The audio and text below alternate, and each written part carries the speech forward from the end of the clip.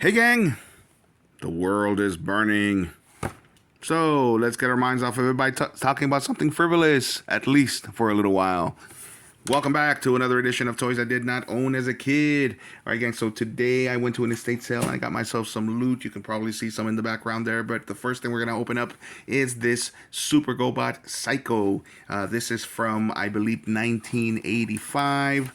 And let's see, all right, so actually this is from 1984, so yeah, they probably came up with it late 1984, and then it was released in 1985. I say came up with, but really shipped is the real thing. So GoBots, for those of you who don't know, is a toy line originally from Popey, a subsidiary of Bandai in Japan, and they came out with these little transforming toys that were supposed to be able to blend in with either your Hot Wheels or your Matchbox or whatever brand of small car collection that you had.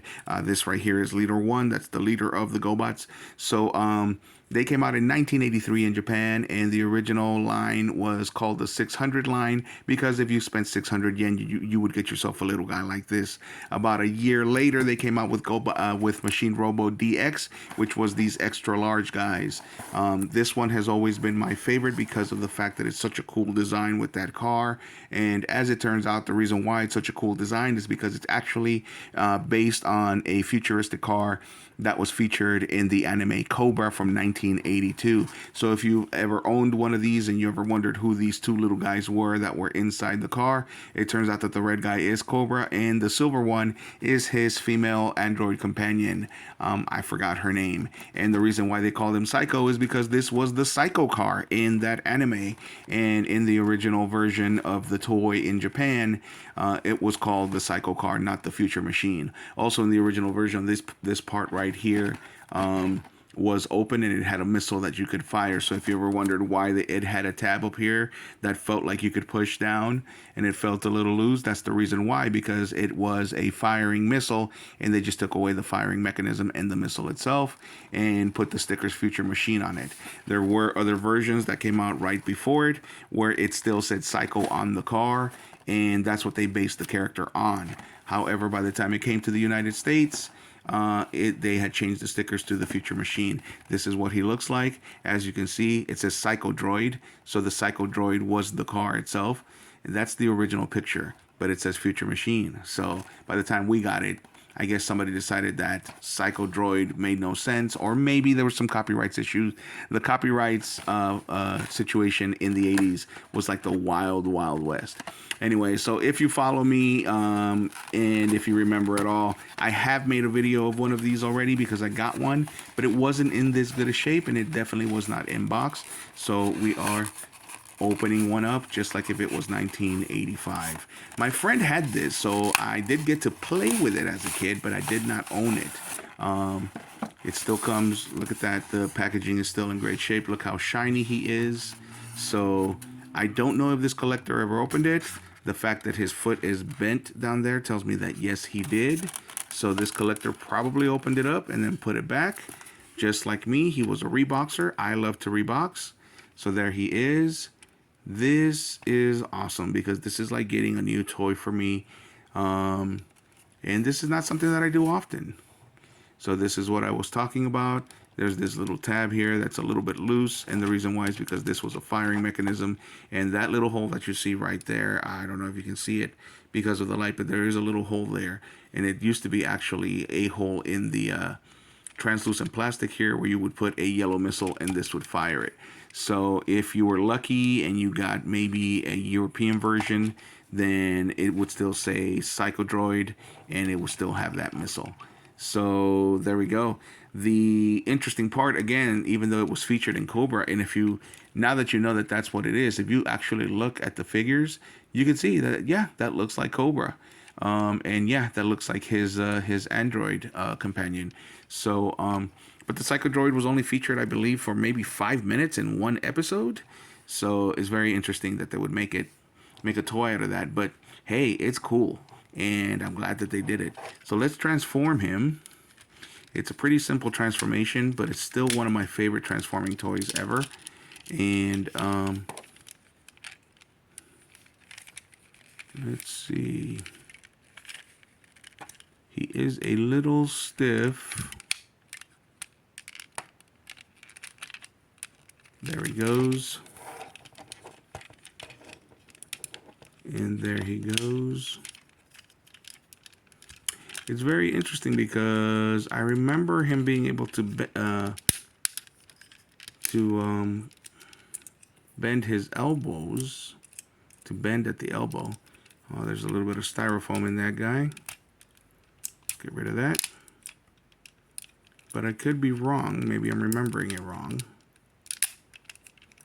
I will do a comparison.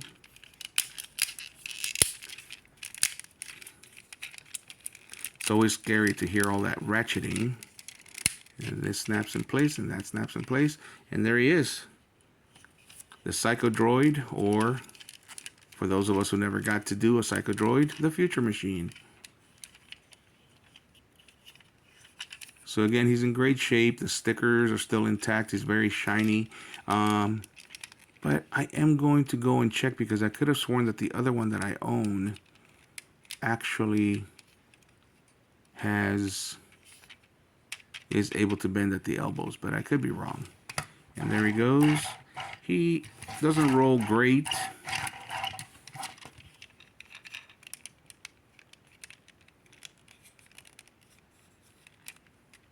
So did I do that right? There are instructions. Let's take a look.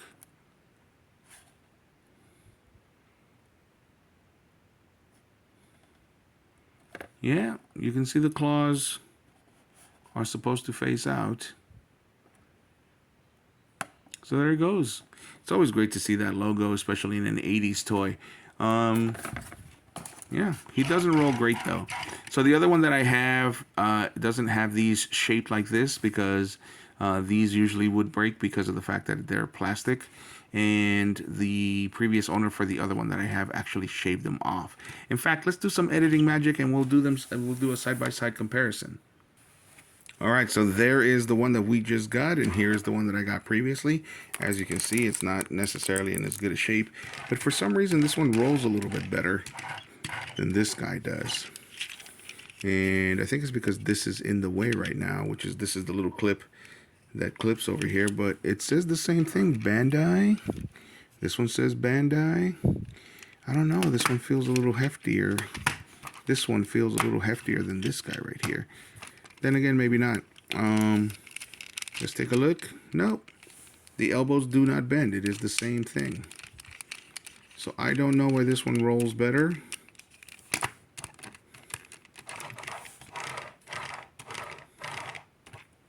Than this guy.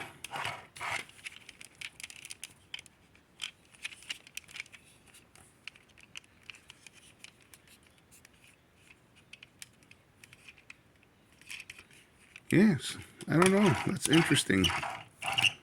All right, but this one's going right back in the box.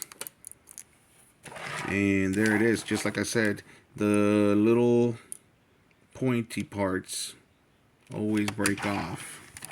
As you can see, the pointy parts are there for this guy, and they're not there for this guy. So, there we go. Now I have two of these guys. One of them might be going, definitely won't be you.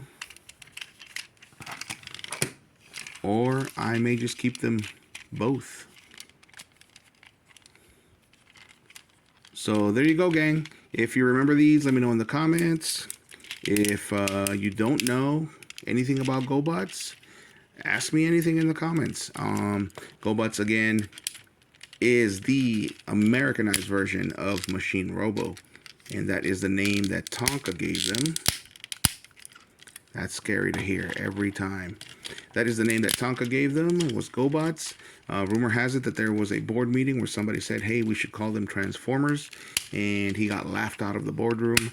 And as we all know, 6 months after the show came out, the Transformers blew them out of the water. A lot of people don't know that, but the Gobots actually came out here in the United States in cartoon version as well as toy version under the name Gobots. about 6 months before Transformers did. Also, something that a lot of people don't know, the reason why we didn't get them until 1984, when these toys had been out since around the 70s in the form of Diaclone and what was the other one? Micro Change. Is because of the fact that actually we did get them. We just didn't get any shows or any kind of advertising. They were just on the shelves in the toy stores, and they failed miserably because of the fact that they were expensive. They were part of a wave of giant robots as well. The same giant robots that you see in Japanese anime from the 70s and early 80s. Things like Mazinger that got released out here as the Shogun Warriors. The Shogun Warriors had success because of the fact that they had at least some kind of advertising in the way of commercials and comic books. But that also meant that there were other companies that gave it a try, and released super robots in toy stores, and they sat on the shelves because they were too expensive. Because in 1981, $25 for a toy robot was a ridiculous price. So until, of course, they got branded as either a Gobot or a Transformer in the back. Anyway, I am digressing, and the video has already reached over 10 minutes.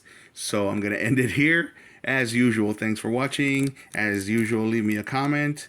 And if you like the video, hit a like. And if you like the content, subscribe. Thanks for watching, gang.